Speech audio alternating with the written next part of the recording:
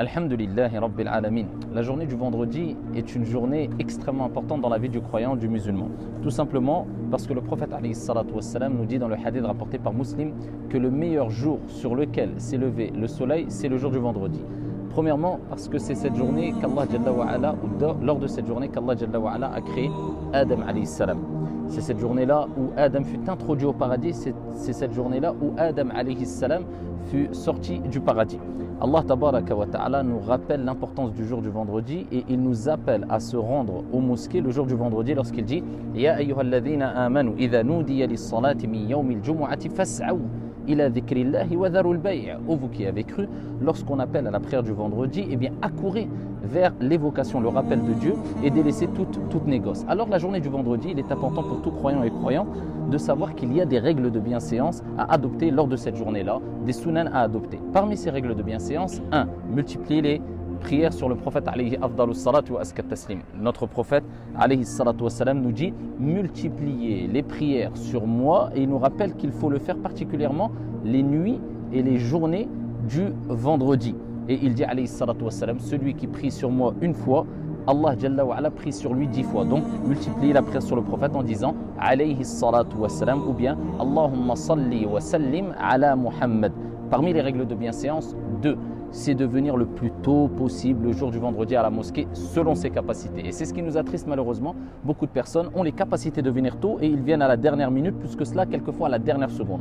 Alors que le prophète alayhi salatu wa salam nous a dit fi sahih que le jour du vendredi se postent devant les portes des mosquées, des anges. Et ils ont des feuillets et ils notent ici en ordre ou par ordre le nom de chaque personne qui rentre à la mosquée. Et quand l'imam prend part au sermon du vendredi, se met ici en place afin de faire la prière et le sermon du vendredi, eh bien ici les anges ferment les feuillets et se rendent dans la mosquée afin d'écouter le sermon du vendredi. Plus que cela, le prophète alayhi afdalus salatu wa askat taslim nous dit celui qui se rend à la mosquée la première heure, c'est-à-dire le plus tôt possible, le premier temps de la journée du vendredi après salat as-subh, il a la récompense équivalente à celui qui aurait donné en aumône une chamelle en offrande.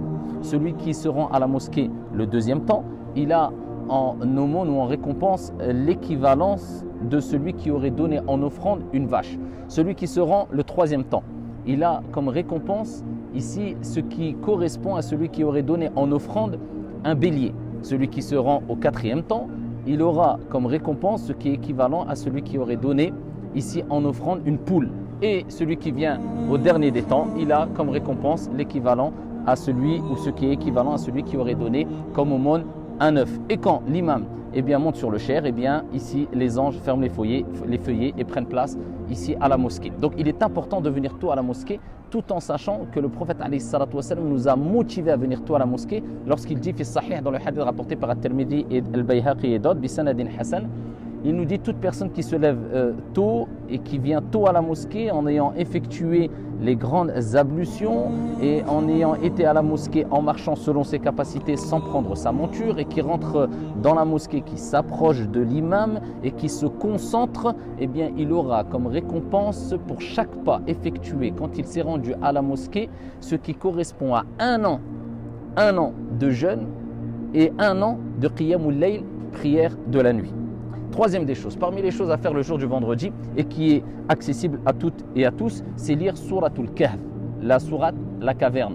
Alors si on ne peut pas la lire en arabe, on la lit selon nos capacités, bien sûr donc en français. Mais il est recommandé de la lire particulièrement en arabe. Et le prophète alayhi salatu wa salam nous dit, toute personne qui lit Suratul Kahf le jour du vendredi, Allah tabaraka wa ta'ala lui accordera une lumière jusqu'au vendredi prochain. Parmi les choses à faire le jour du vendredi aussi, c'est multiplier les invocations. Car le prophète alayhi salatu wa salam nous dit, le jour du vendredi, il y a un temps qui est vraiment limité et très court, où toute personne qui se trouve à invoquer Allah tabaraka wa ta'ala au moment de ce temps qui est très court, Allah Jalla wa Ala acceptera son invocation. Certains savants disent que c'est après l'Asr, d'autres disent que c'est au moment où l'imam prend position sur le mimbar jusqu'à ce qu'il accomplisse la prière. Dans tous les cas, multiplier les invocations et les évocations aussi, le dhikr lors du vendredi. Parmi les choses à retenir pendant le jour du vendredi, c'est qu'il est impératif de délaisser certaines mauvaises habitudes. Parmi ces mauvaises habitudes, c'est de parler ou de se consacrer à des futilités. Le prophète alayhi salatu wassalam a vu une personne dans le hadith rapporté par Ahmed. Ici, il a vu une personne rentrer dans la mosquée et enjamber les gens, c'est-à-dire pour prendre position le plus près de l'imam, alors qu'il est venu en retard. Le prophète alayhi salatu wassalam a dit « Ya fulan » au un tel, alors qu'il sermonnait les gens, alors qu'il faisait le prêche du vendredi. « Assieds-toi, car certes tu as fait quelque chose de mal ». Parmi les choses qui sont à délaisser aussi le jour du vendredi, eh bien, c'est les futilités qui vont te déconcentrer, comme le fait de parler, ou ne serait-ce que de dire à ton frère ou à ta sœur « tais-toi », garde le silence. Le prophète alayhi salatu wassalam nous dit, le jour du vendredi, alors que l'imam fait le prêche, toute personne qui dit à son frère « tais-toi », eh bien, il aura prononcé une futilité. Et dans un autre hadith, toute personne qui a prononcé ou commis une futilité lors du vendredi, il n'a pas de Jumu'ah. C'est-à-dire que la prière est acceptée, Inch'Allah, mais il perd toute la récompense du vendredi. Donc dès que l'imam commence le sermon, il est interdit de discuter, de parler, de jouer avec son téléphone ou autre chose, strictement interdit. Et celui qui le fait, eh bien, il a perdu la récompense du vendredi. Et cela est autorisé de parler brièvement si vraiment c'est une darura, une nécessité. Parmi les choses qui sont impérativement à délaisser le jour du vendredi, eh bien, c'est de vouloir venir écouter un rappel le jour du vendredi sans appliquer ici ce qu'on a entendu sûrement le vendredi précédent. Je vise ici les personnes qui se rendent à la mosquée le jour du vendredi et qui se garent n'importe où sans respecter le voisinage, qu'ils soient musulmans ou non musulmans. Et ça, c'est une preuve qu'il y a un manque d'application et de compréhension des rappels qui sont prononcés le jour du vendredi. Donc celles et ceux qui se rendent à la mosquée du vendredi doivent se rendre avec un bon comportement en appliquant des bienséances. Et parmi ces bienséances-là, c'est de se garer de la meilleure des manières ici afin de ne pas déranger son voisinage. Et ça, c'est quelques règles de bienséance à appliquer le jour du vendredi afin que cette journée-là soit une journée bénie, sans oublier que cette journée-là est considérée en islam comme un Eid, une journée de fête pour les musulmans. Donc faites vivre cette ambiance religieuse à la maison, dans les mosquées, tout au long de cette journée-là. Qu'Allah tabaraka wa ta'ala vous bénisse. Walhamdulillah.